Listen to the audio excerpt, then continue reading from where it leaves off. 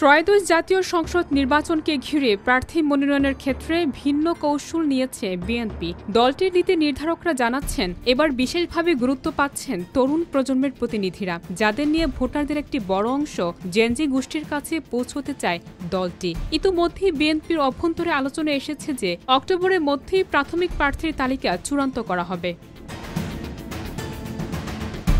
বিএনপির মহাসচিব মির্জা ফখরুল ইসলাম আলমগীর জানিয়েছেন, প্রার্থীর জনপ্রিয়তা, সাংগঠনিক দক্ষতা এবং সক্রিয় অংশগ্রহণকেই মনোনয়ন প্রদানের প্রধান মানদণ্ড ধরা হবে। তিনি জোর দিয়ে বলেন, বিএনপি এবার এমন প্রার্থী বেছে নিতে চায় যারা শুধু নির্বাচনী নয়, দীর্ঘমেয়াদী দলের ভবিষ্যৎ নেতৃত্ব কার্যকর ভূমিকা রাখতে পারবে।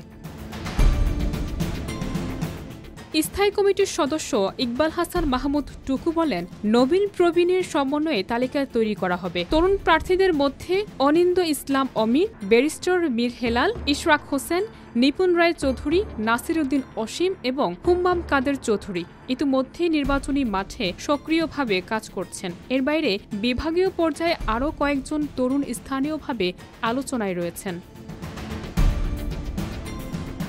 দলীয় সূত্র বলছে, যারা গত কয়েক বছরে আন্দোলন সংগ্রামের সরব ছিলেন, নির্যাতন সত্ত্বেও মাঠে টিকে থেকেছেন এবং তরুণ ভোটারদের কাছে পরিচিত মুখ হয়ে উঠেছেন, তাদের অগ্রাধিকার দেওয়া হবে। তবে সিনিয়র নেতাদেরও পুরোপুরি উপেক্ষা করা হবে না। অভিজ্ঞ ও তরুণ উদ্যম মিলে একটি ভারসাম্যপূর্ণ প্রার্থী তালিকা তৈরি করাই দলের লক্ষ্য।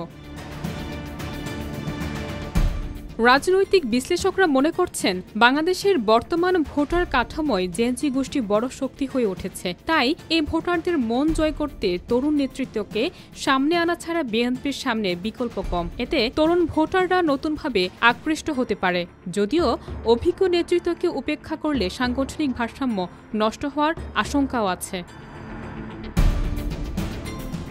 সবশেষে বলা যায়, বিএনপি এবার মনোনয়ন বণ্টনে এক ভিন্ন চমক দিতে চায়। অক্টোবরে তালিকা প্রকাশের পরই স্পষ্ট হবে তরুণ নেতৃত্বকে কতটা জায়গা পাচ্ছে দলটি এবং সত্যিই কি জেনজি কৌশল বিএনপিকে নির্বাচনী লড়াইয়ের শক্ত অবস্থান এনে দিতে পারে।